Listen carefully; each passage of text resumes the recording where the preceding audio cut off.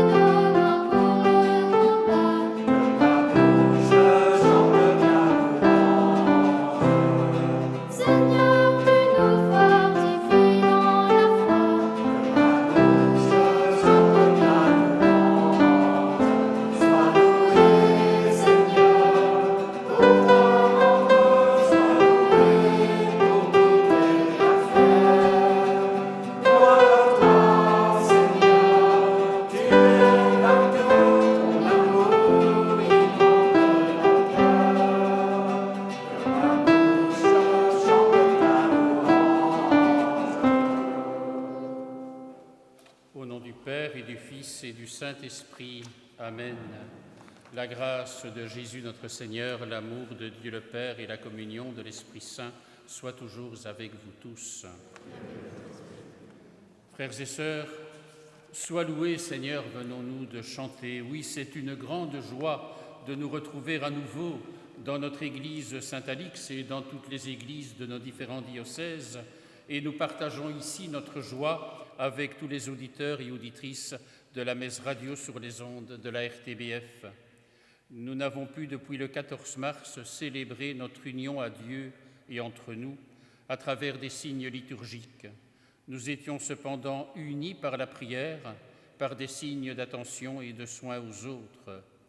Et nous voici ainsi réunis dans notre Église, en nombre limité, certes, et à travers les ondes, pour célébrer la Pâque de Jésus et faire Église ensemble. Dans la lumière sans cesse nouvelle de ce cierge de Pâques que nous n'avons pas eu l'occasion de bénir ensemble, nous sommes le corps du Christ et nous prions. Seigneur Dieu, que cette lumière du cierge de Pâques devienne source de vie pour notre communauté, source d'espérance pour nous qui prenons un nouveau départ aujourd'hui, source d'amour pour tous ceux qui partagent notre joie de Pâques qui se renouvelle en chaque Eucharistie. Aide-nous à rester fidèles à nos rassemblements liturgiques et eucharistiques. Nous te le demandons par Jésus le Christ, notre Seigneur. Amen. Frères et sœurs, dans la lumière de Pâques et dans le souffle de la Pentecôte, nous célébrons aujourd'hui cette belle fête du corps et du sang du Christ, la fête Dieu qui trouve son origine dans notre pays. Nous prierons aussi pour tous les papas dont c'est la fête aujourd'hui, qu'ils redécouvrent toujours plus la joie de leur paternité, ressourcés à l'amour de Dieu, et Jésus qui nous invite à appeler Dieu du nom de Père.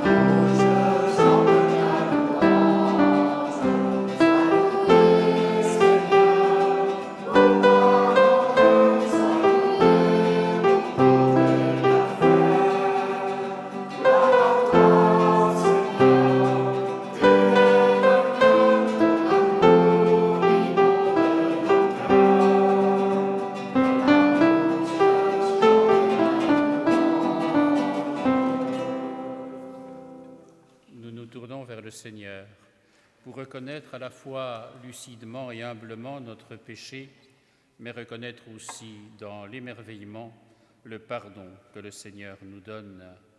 Je confesse à Dieu Tout-Puissant, je reconnais devant mes frères que j'ai péché en pensée, en parole, par action et par omission. Oui, j'ai vraiment péché. C'est pourquoi je supplie la Vierge Marie, les anges et tous les saints, et vous aussi, mes frères, de prier pour moi le Seigneur notre Dieu.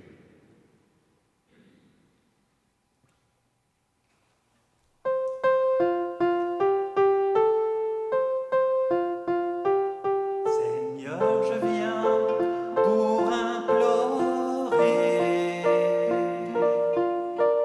ton pardon sur mon péché. De tout mon cœur, de toute ma foi, de tout mon cœur, je reviens vers toi.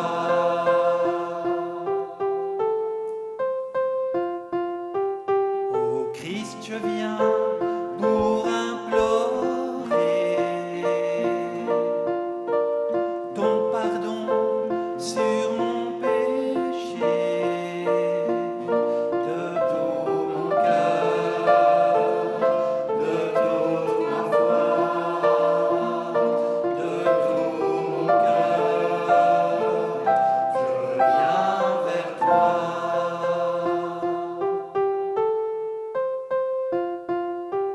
Seigneur, je viens pour implorer ton pardon sur mon péché. De tout mon cœur, de toute ma foi, de tout mon cœur, je reviens vers toi. Que Dieu Tout-Puissant d'amour nous fasse miséricorde, qu'il nous pardonne nos péchés et nous conduise à la vie éternelle. Nous chantons la gloire et la louange du Seigneur.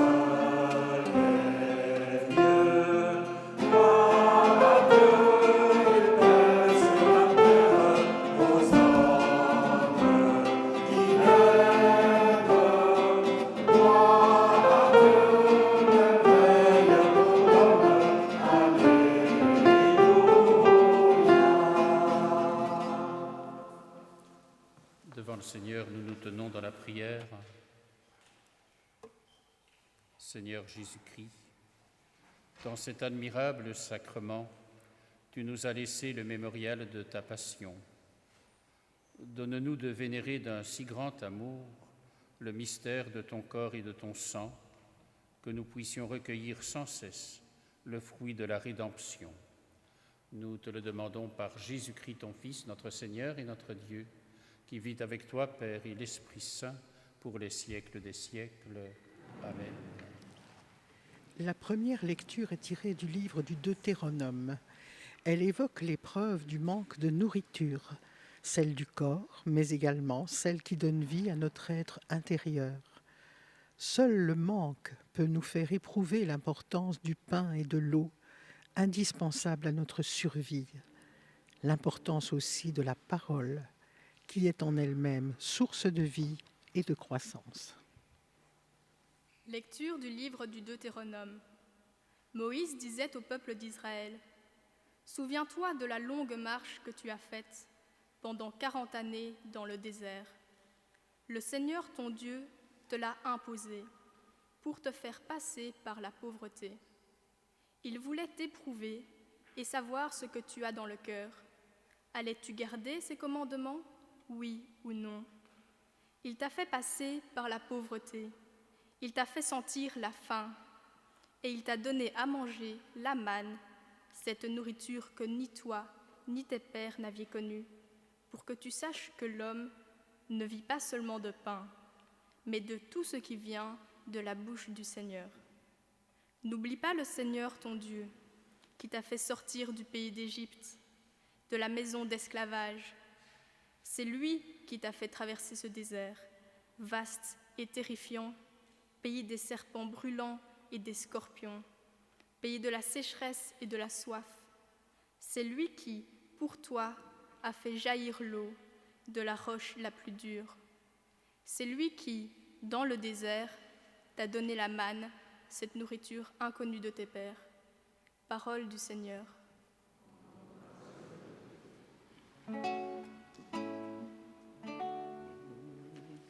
Glorifie le Seigneur, Jérusalem. Glorifie le Seigneur, Jérusalem. Glorifie le Seigneur, Jérusalem. Célèbre ton Dieu au Sion. Il a consolidé les barres de tes portes. Dans tes murs, il a béni tes enfants. Glorifie le Seigneur, Jérusalem. Il fait régner la paix à tes frontières, et d'un pain de froment te rassasie. Il envoie sa parole sur la terre, rapide son verbe la parcourt. Glorifie le Seigneur, Jérusalem. Il révèle sa parole à Jacob, ses volontés, ses lois à Israël. Pas un peuple qu'il ait ainsi traité, nul autre n'a connu ses volontés. Glorifie le Seigneur, Jérusalem.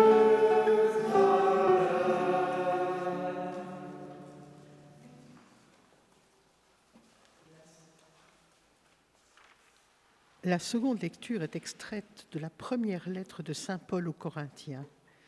En quelques mots, elle nous plonge au cœur du mystère eucharistique, partage d'un pain de vie qui nous rassemble et fait de nous le corps même de Jésus, lui qui s'est fait nourriture pour l'humanité. Lecture de la première lettre de saint Paul apôtre aux Corinthiens. La coupe de bénédiction que nous bénissons n'est-elle pas communion au sang du Christ ? Le pain que nous rompons n'est-il pas communion au corps du Christ ? Puisqu'il y a un seul pain, La multitude que nous sommes est un seul corps, car nous avons tous part à un seul pain. Parole du Seigneur.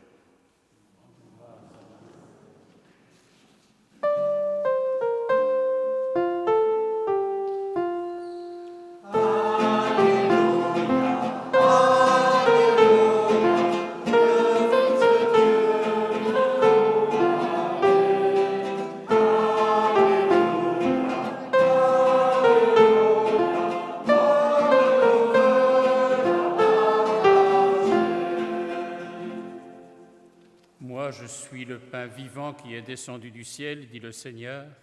Si quelqu'un mange de ce pain, il vivra éternellement.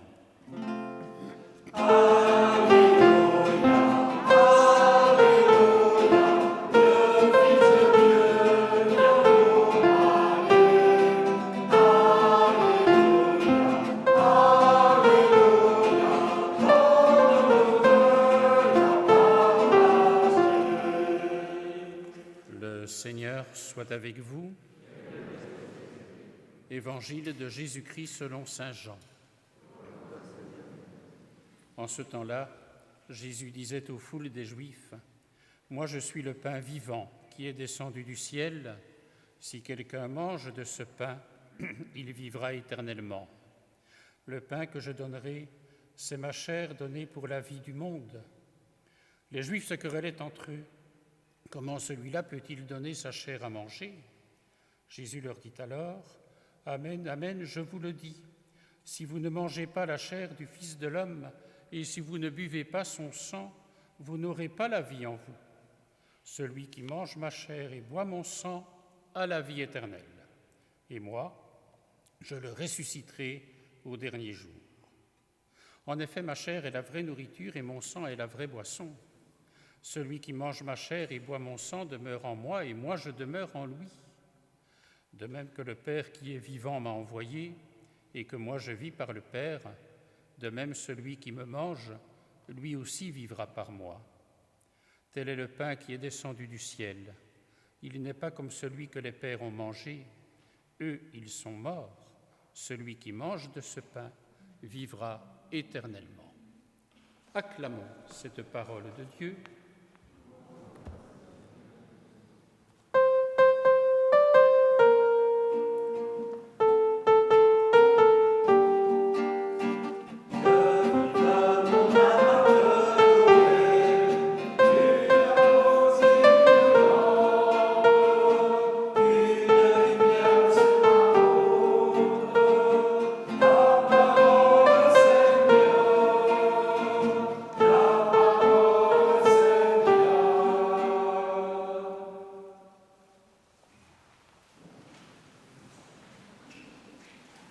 C'est Philippe Mahouet, curé de Saint-Alix, qui va à présent nous partager son homélie. Frères et sœurs, c'est Moïse qui dit au peuple d'Israël, « Souviens-toi de la marche que tu as faite pendant 40 années dans le désert. » On pourrait dire aujourd'hui, en cette célébration qui marque une reprise des messes après un long temps de privation, « Souviens-toi de ta longue marche à travers ce temps du confinement qui fut un temps de désert et pour beaucoup un temps de souffrance et de deuil. Souviens-toi. » Oh, il ne s'agit pas seulement de nous souvenir, mais il faut que ce regard dans le rétroviseur devienne un temps de relecture, aussi au plan de la foi. Nous vous invitons donc à poser un regard neuf sur ce qui s'est passé. La lucidité est le chemin privilégié pour vivre l'espérance et oser croire que demain peut exister. Que s'est-il passé? Oh, nous savons que le monde d'après ne sera pas comme le monde d'avant. Et je voudrais ici poser mon regard sur ce que fut ce temps de confinement et pour les communautés chrétiennes, surtout catholiques, combien l'absence de l'Eucharistie a été ressentie comme une privation. Oh, sans doute, ce manque ne fut-il pas vécu avec la même intensité spirituelle par tous les chrétiens, Mais il reste que ce manque nous a privés d'une source vitale pour nourrir notre foi. Dans le Deutéronome, la première lecture que nous avons entendue dans ce dimanche, Moïse poursuit en disant au peuple rassemblé dans le désert, « Le Seigneur voulait t'éprouver et savoir ce que tu as dans le cœur. » Dieu serait-il à l'origine de ce virus mortel, comme on l'entend parfois dire, pour punir son peuple de ses péchés? Non, et vraiment non. Dieu n'est pas du côté de la cause, mais de l'alliance. Dieu ne veut jamais nous écraser, mais nous relever. On se trompe souvent quand on met Dieu du côté de la cause, alors qu'il est toujours du côté du remède. Comprenez-moi bien, non pas de la solution, mais pour le dire autrement et avec les mots de la foi chrétienne, du côté du salut. Je ne suis pas venu pour juger le monde, dit Jésus, mais pour que le monde soit sauvé. Il reste que des événements tels que ce confinement et la privation durant ce temps de ce qui nous est nécessaire au plan de la foi peut nous faire comprendre ce qu'il y a dans le cœur de l'homme et donc aussi ce qu'il y a dans notre cœur. La privation peut aussi nous faire prendre conscience de ce que l'habitude et le quotidien dit normal avec tous les guillemets nous empêchent de voir. À force d'être blasé, on finit par ne plus savoir être émerveillé. Aujourd'hui, nous retrouvons la possibilité de célébrer la messe. Oh, réjouissons-nous, même si cette reprise se fait dans des conditions difficiles au niveau du nombre limité de participants et des précautions sanitaires qui ne nous permettent pas encore de donner à nos communautés et paroisses leur vrai visage et tout leur dynamisme. Je veux ici rejoindre tous les auditeurs et auditrices pour qui cette messe radio est le seul lien possible avec la communauté chrétienne. Vous êtes vraiment au cœur de notre prière et de notre assemblée réunis ici, dans cette église à Saint-Alix. Mais en fait, pourquoi l'absence de l'Eucharistie est-elle une privation vécue si douloureusement? Cette fête du corps et du Christ peut nous éclairer. Avez-vous remarqué que quand Jésus parle de manger sa chair et boire à son sang, il est question de vie et de nourriture? C'est spirituellement parlant une question de vie ou de mort, car quand même, ne pas se nourrir, c'est mourir. Et voici donc Jésus qui nous dit en cette belle fête de l'Eucharistie, « Je suis le pain vivant descendu du ciel. Si quelqu'un mange de ce pain, il vivra éternellement. » Dans quelques instants, nous allons redire ces paroles de Jésus aussi qui dit « Ceci est mon corps.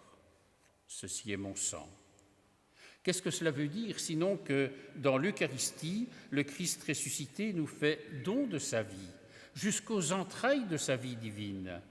C'est le don de son amour porté à son accomplissement, car Jésus ne nous dit pas seulement « tout ce que j'ai, je vous le donne », mais il nous dit « tout ce que je suis, je vous le donne ». Quand Jésus parle de son corps, il ne s'agit évidemment pas de son corps au sens physique du mot. C'est son corps au sens de tout ce qui fait son être profond, sa vie en plénitude, son amour en partage. Quand il parle de son sang, c'est de sa vie dont il est question. Nous vivons dans une société où le sang fait plus penser à la mort qu'à la vie. Mais en fait, au plan humain, il n'y a pas de vie sans le sang. Cela nous aide, je crois, à entrer dans le mystère de l'Eucharistie, de ce qui est pour nous chrétiens, je dirais, comme on l'a dit souvent pour d'autres choses, de première nécessité au plan de la foi. En effet, dans l'évangile de ce jour, Jésus va jusqu'à dire « Le pain que je donnerai, c'est ma chair donnée pour la vie du monde. » Maintenant que c'est à nouveau possible, ne nous privons pas de ce trésor qu'est l'Eucharistie. Il y va de la santé spirituelle de nos communautés chrétiennes. Manger la chair du Fils de l'homme, comme dit Jésus, ce n'est pas, comme le croyaient les Juifs au temps du Christ, un acte anthropophage. C'est ce qu'on appelle vivre en communion. C'est Dieu qui se rend présent, en sachant que sa présence n'est pas une présence physique, je vous l'ai déjà dit, mais la réelle présence du Christ ressuscité pour aujourd'hui et pour toujours. Comme le dit de façon si belle le Concile Vatican II, l'Eucharistie est source et sommet de la vie chrétienne. Mais que serait la source sans le fleuve? Que serait le sommet sans les chemins qui y conduisent?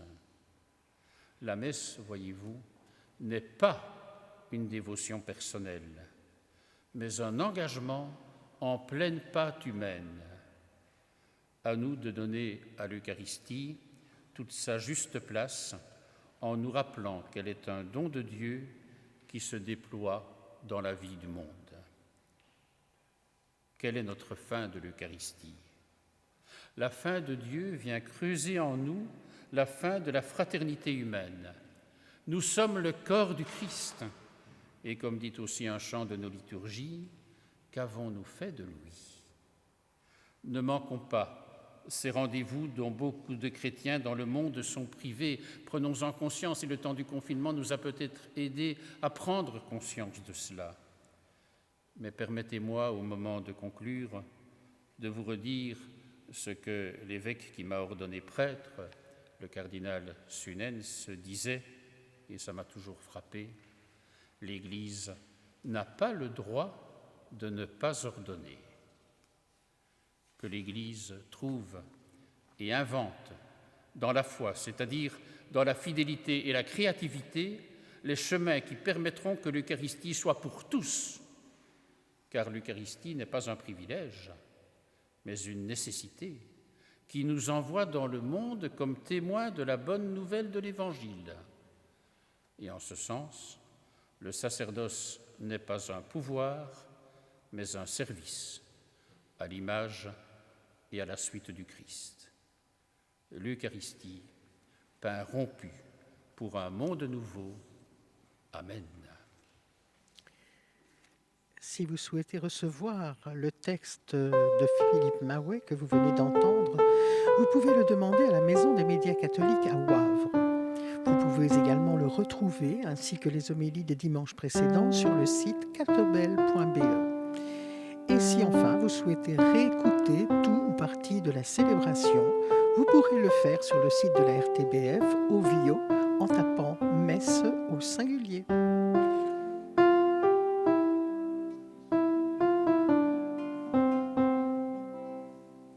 Nous allons professer notre foi avec les mots de toute l'Église, le symbole des apôtres.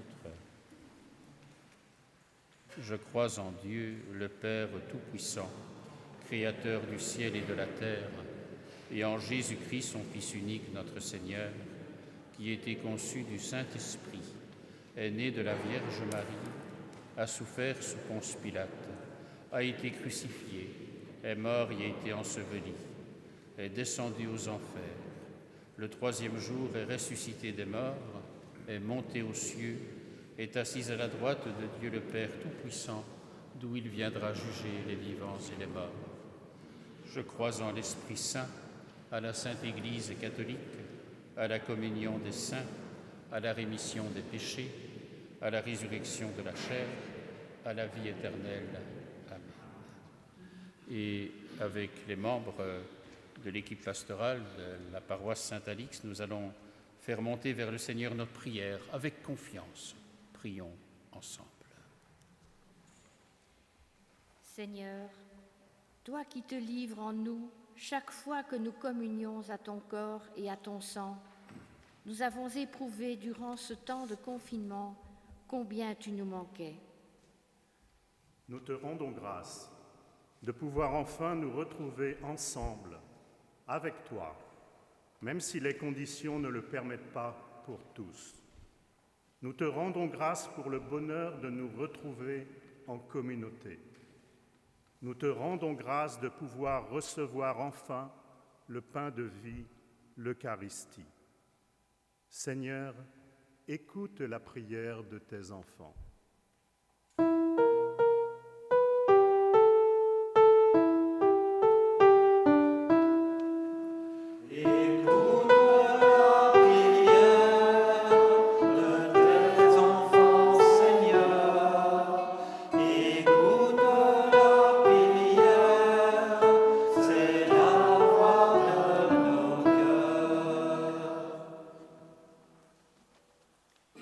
Privés d'Eucharistie durant de longues semaines, nous avons tous ressenti, en quelque sorte en creux, l'importance, pour nourrir notre foi, de recevoir le corps du Christ en communauté pour en porter pleinement les fruits.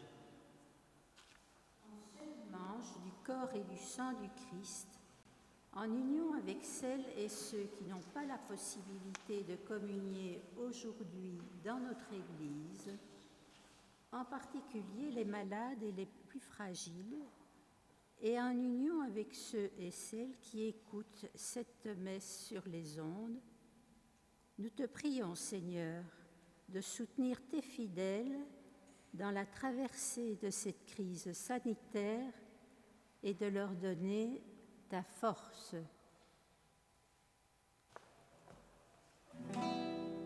Écoute la prière de tes enfants, Seigneur.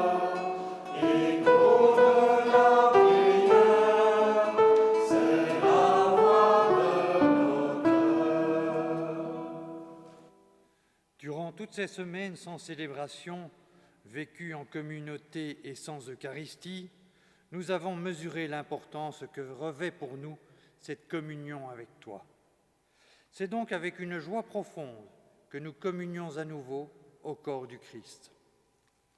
Prions pour toutes les personnes décédées du coronavirus. Certes, ils ont été entourés dans leurs derniers instants par un personnel soignant remarquable et attentionné, mais privés de la présence réconfortante de leurs proches et bien souvent privés des derniers sacrements. Accueille-les auprès de toi et veille sur leur famille afin qu'ils surmontent cette épreuve avec courage et foi. Seigneur, écoute la prière de tes enfants. Écoute la prière de tes enfants, Seigneur. Écoute la prière, c'est la voix de nos cœurs. Comme les disciples d'Emmaüs, nous avons ces dernières semaines cheminé inquiets et repliés sur nous-mêmes. Sur ce chemin, il nous a manqué le partage du pain, témoin de ta présence au milieu de nous. Il nous a manqué la force de la communauté. Il nous a manqué la prière commune et les rencontres hebdomadaires. Il nous a fallu trouver le chemin de l'intériorité, et ce ne fut pas toujours facile. Nous te prions aujourd'hui pour tous ceux qui, à travers le monde, sont obligés, à cause de la maladie, de l'âge, du climat politique ou de la guerre, de pratiquer leur foi en confinement permanent. Aide-les à trouver les signes de ta présence. Seigneur, écoute la prière de tes enfants. Écoute la prière de tes enfants, Seigneur. Écoute la prière, c'est la voix de nos cœurs. Regarde avec bonté, Seigneur, le peuple qui se confie en ta miséricorde. Et comme il ne peut subsister sans toi, soutiens-le maintenant de tes bienfaits, pour qu'il progresse jusqu'à l'éternité. Nous te le demandons par Jésus le Christ, notre Seigneur. Amen. Si vous avez plus de 60 ans, peut-être vous souvenez-vous de cette procession qui se faisait 60 jours après Pâques, le jour du dimanche de la fête Dieu. Toi Le prêtre, sous le dais, portait un ostensoir, tandis que les petites filles qui avaient fait cette année-là leur première communion et leur profession de foi le précédaient en semant sur le sol des pétales de rose. Il nous faut remonter au XIIIe siècle pour trouver trace de cette dévotion. À l'époque, les fidèles étaient avides de voir le Saint-Sacrement. Et donc, c'est de cette époque que date l'élévation de l'hostie au moment de la consécration. De plus, des discussions théologiques serrées et houleuses avaient lieu à propos de ce que l'on appelle la présence réelle du Christ. Certains clercs niaient cette présence. Et c'est ici que l'on rencontre la figure d'une célèbre liégeoise, Julienne de Cornillon. Sœur augustinienne, elle eut de fréquentes visions, dont celle de la lune divisée par une bande noire. Pour elle, cela indiquait qu'il manquait à l'Église une fête qui honore le Saint-Sacrement. Avec une autre femme, Ève de Liège, qui vivait recluse, Julienne, devenue prieure de son couvent, fit de nombreuses démarches afin que soit créée cette fête. Et c'est ainsi que fut introduite la fête Dieu en 1246, soit 12 ans avant la mort de Julienne de Cornillon. D'abord dans le diocèse de Liège, puis dans toute l'Europe. Aujourd'hui, c'est un jour férié dans pas mal de régions catholiques et anglicanes. En Belgique, en France et en Italie, elle est célébrée le dimanche qui suit celui de la Trinité. Ici et là, on organise encore des processions, mais c'est le sens profond de cette fête qui est aujourd'hui davantage mis en valeur.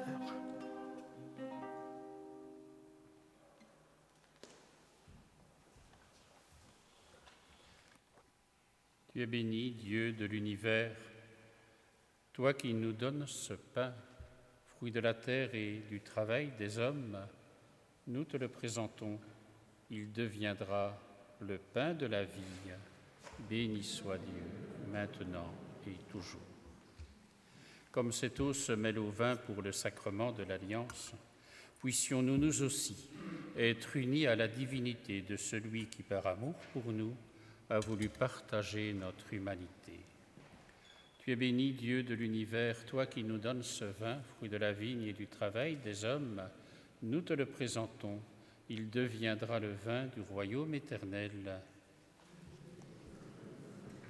Humbles et pauvres, nous te supplions, Seigneur, accueille-nous, que notre sacrifice en ce jour trouve grâce devant toi, et prions ensemble, au moment d'offrir le sacrifice qui fait l'unité de toute l'Église, pour la gloire de Dieu et le salut du monde. Accorde, Seigneur, à ton Église les biens de l'unité et de la paix, dont nos offrandes sont le signe dans le mystère eucharistique. Nous te le demandons par Jésus, le Christ, notre Seigneur. Amen. Le Seigneur soit avec vous. Élevons notre cœur et rendons grâce au Seigneur notre Dieu. Vraiment, il est juste et bon de te rendre gloire, de t'offrir notre action de grâce, toujours et en tout lieu, à toi, Père très saint, Dieu éternel et tout-puissant, par le Christ notre Seigneur.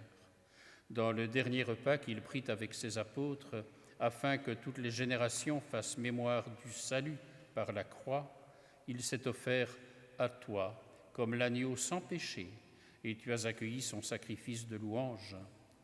Quand les fidèles communient à ce sacrement, tu les sanctifies, pour que tous les hommes, habitant le même univers, soient éclairés par la même foi et réunis par la même charité. Nous venons à la table d'un si grand mystère, nous imprégner de ta grâce et connaître déjà la vie de ton royaume. Et voilà pourquoi le ciel et la terre t'adorent. Ils chantent le cantique de l'Alliance nouvelle et nous-mêmes, unissant notre voix à celle des anges, nous t'acclamons.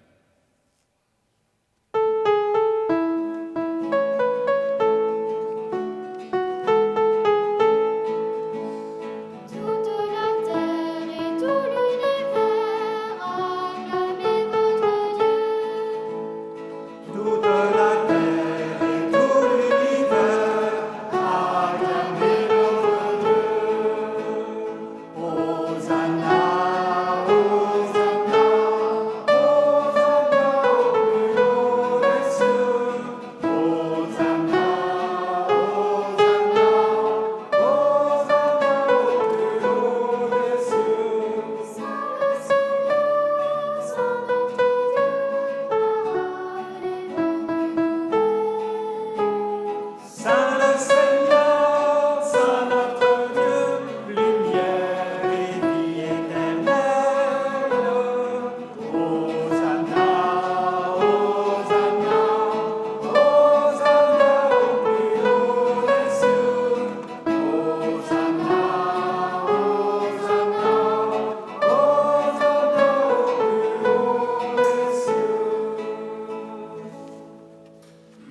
Père très saint, nous proclamons que tu es grand et que tu as créé toutes choses avec sagesse et par amour.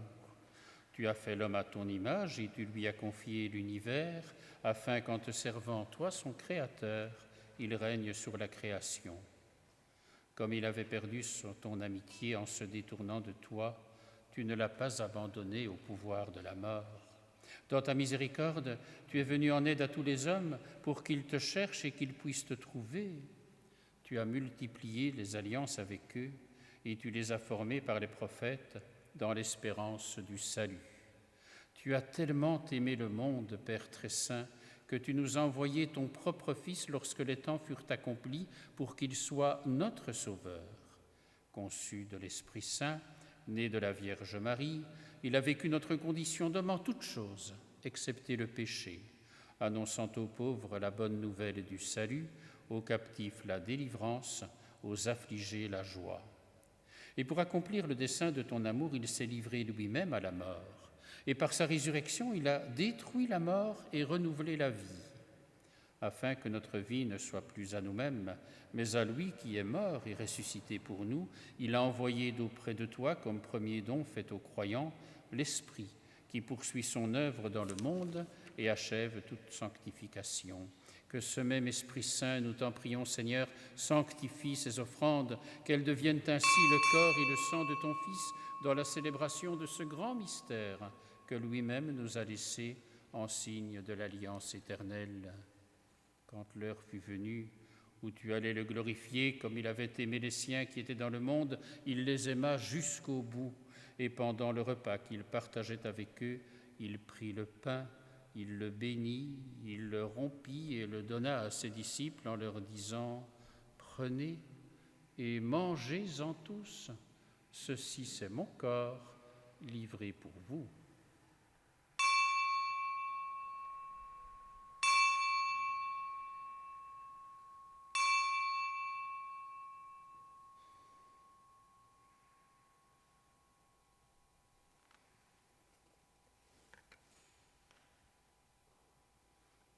De même, il prit la coupe remplie de vin, il rendit grâce et la donna à ses disciples en disant « Prenez et buvez-en tous, car ceci est la coupe de mon sang, le sang de l'alliance nouvelle et éternelle qui sera versé pour vous et pour la multitude en rémission des péchés.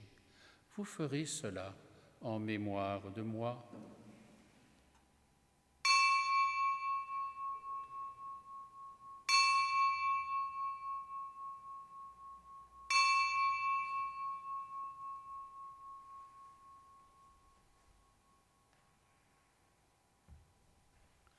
Il est grand le mystère de la foi.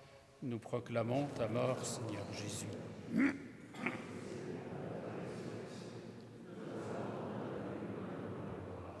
Et voilà pourquoi, Seigneur, nous célébrons aujourd'hui le mémorial de notre rédemption, en rappelant la mort de Jésus-Christ et sa descente au séjour des morts, en proclamant sa résurrection et son ascension à ta droite dans le ciel, en attendant aussi qu'il vienne dans la gloire. Nous t'offrons son corps et son sang, le sacrifice qui est digne de toi et qui sauve le monde.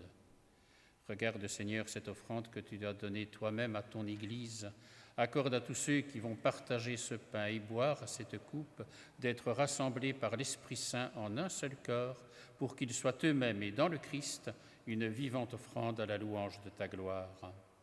Et maintenant, Seigneur, rappelle-toi tous ceux pour qui nous offrons le sacrifice, le pape François, notre évêque Joseph et son auxiliaire Jean, tous les évêques, les prêtres et ceux qui les assistent, les fidèles qui présentent cette offrande, les membres de notre assemblée, tous les auditeurs de la messe radio, le peuple qui t'appartient et tous les hommes qui te cherchent avec droiture.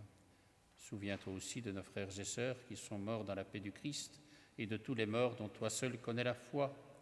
À nous qui sommes tes enfants, accorde, Père très bon, l'héritage de la vie éternelle, auprès de la Vierge Marie, la bienheureuse Mère de Dieu, auprès des apôtres et de tous les saints dans ton royaume, où nous pourrons, avec la création tout entière, enfin libérés du péché et de la mort, te glorifier par le Christ notre Seigneur, par qui tu donnes au monde toute grâce et tout bien.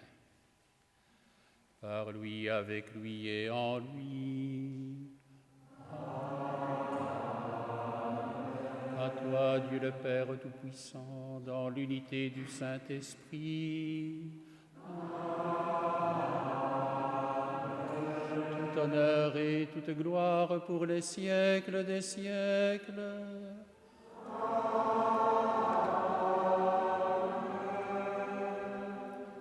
Et avec les mots que Jésus nous a laissés, nous pouvons nous adresser à Dieu en l'appelant du nom de Père. Notre Père, qui es aux cieux, que ton nom soit sanctifié, que ton règne vienne, que ta volonté soit faite sur la terre comme au ciel. Donne-nous aujourd'hui notre pain de ce jour. Pardonne-nous nos offenses, comme nous pardonnons aussi à ceux qui nous ont offensés, et ne nous laisse pas entrer en tentation, mais délivre-nous du mal. Délivre-nous de tout mal, Seigneur, et donne la paix à notre temps. Par ta miséricorde, libère-nous du péché. Rassure-nous devant les épreuves en cette vie, où nous espérons le bonheur que tu promets et l'avènement de Jésus-Christ, notre Sauveur, car c'est à toi qu'appartiennent le règne, la puissance et la gloire pour les siècles des siècles. Amen. Seigneur Jésus, tu as dit à tes apôtres, « Je vous laisse la paix, je vous donne ma paix. » Ne regarde pas nos péchés, mais la foi de ton Église et notre foi. Pour que ta volonté s'accomplisse, donne-nous toujours cette paix, conduis-nous vers l'unité parfaite, toi qui règnes pour les siècles des siècles. À vous tous dans notre Église à Saint-Alix, à vous tous auditeurs et auditrices de la Messe Radio, vraiment que la paix du Seigneur vous habite et que nous puissions en vivre et la partager.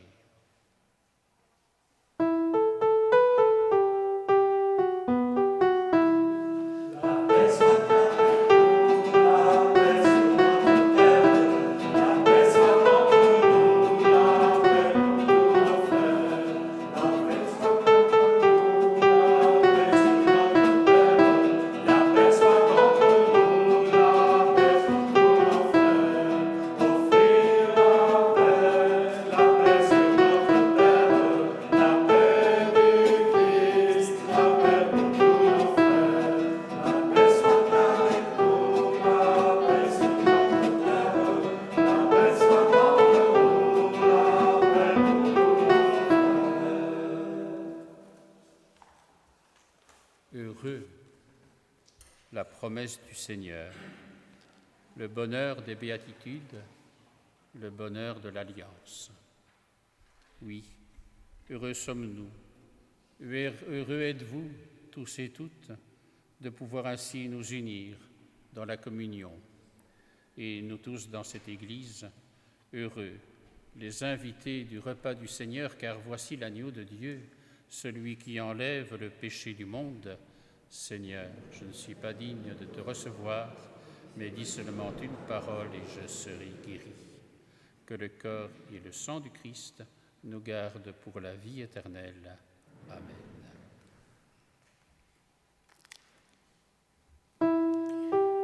Dans le livre du prophète Ézéchiel, celui-ci se voit intimer l'ordre de manger le rouleau où sont inscrites des paroles, puis de parler lui-même.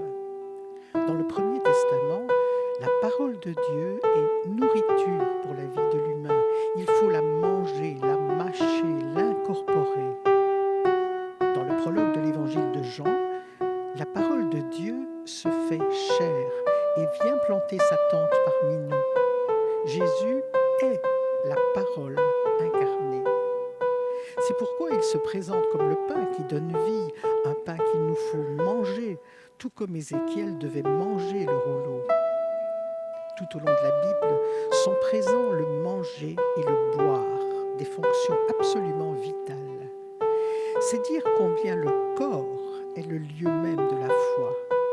C'est dire combien c'est dans la chair que se dit et se vit l'Évangile, au cœur de ce qui nous constitue en tant qu'être humain, qui nous permet de nous reconnaître et de nouer des liens.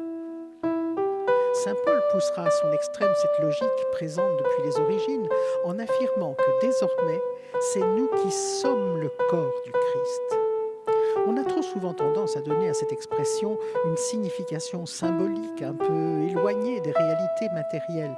Mais les mots ne sont pas interchangeables. Nous ne sommes pas l'image du Christ, mais bien son corps, c'est-à-dire sa présence visible, agissante, bienfaisante. Non par notre volonté, évidemment, mais parce qu'en communiant à la vie du Christ, lorsque nous célébrons l'Eucharistie, nous accueillons en notre chair son souffle et sa vie. Christ vit en nous, ainsi que le dit saint Paul. Nous sommes plus que ses porte-paroles. Comme Marie, nous offrons Dieu au monde. Telle est la grande tradition de l'Église, et il nous faut toujours veiller à ne pas réduire l'acte de communier à une forme de consommation d'un bien, aussi divin soit-il.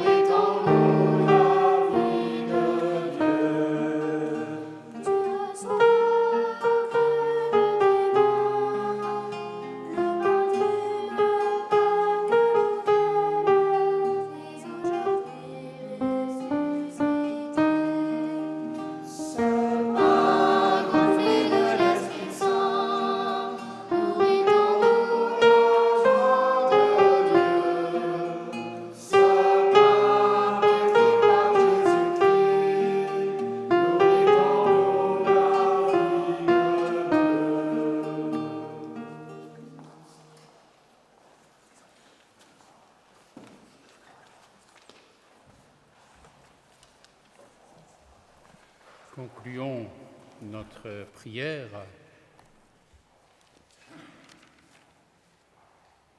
et réécoutons cette parole de Jésus qui nous dit « Celui qui mange ma chair et boit mon sang demeure en moi et moi en lui. »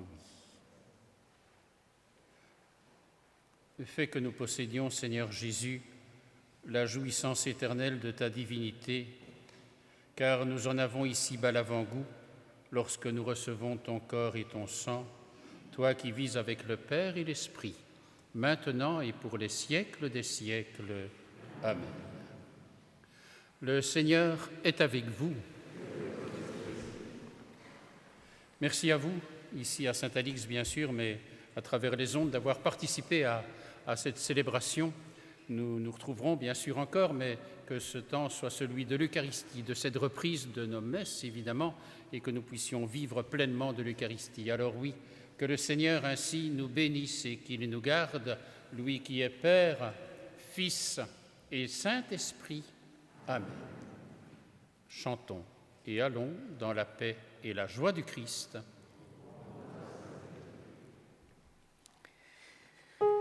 Notre première célébration déconfinée s'achève ici, en l'église Saint-Alix à Woluwe-Saint-Pierre. Soyez remerciés, chacune et chacun, de vous être joints à cette Eucharistie. Merci à toute la communauté paroissiale et à Philippe Maouet, ainsi qu'aux musiciennes et musiciens qui ont soutenu notre prière. Merci à Denis Piron qui a assuré la mise en ordre. Et puis enfin, finalement, on l'a rappelé, il ne faudrait pas qu'il soit confiné définitivement. Aujourd'hui, c'est la fête de Père. Alors, très bonne fête à tous les papas, jeunes ou vieux, grands-papis et beaux-pères. La semaine prochaine, je vous retrouverai ici même pour une troisième célébration. Que votre semaine soit nourrie de ce que nous avons vécu aujourd'hui. Continuons à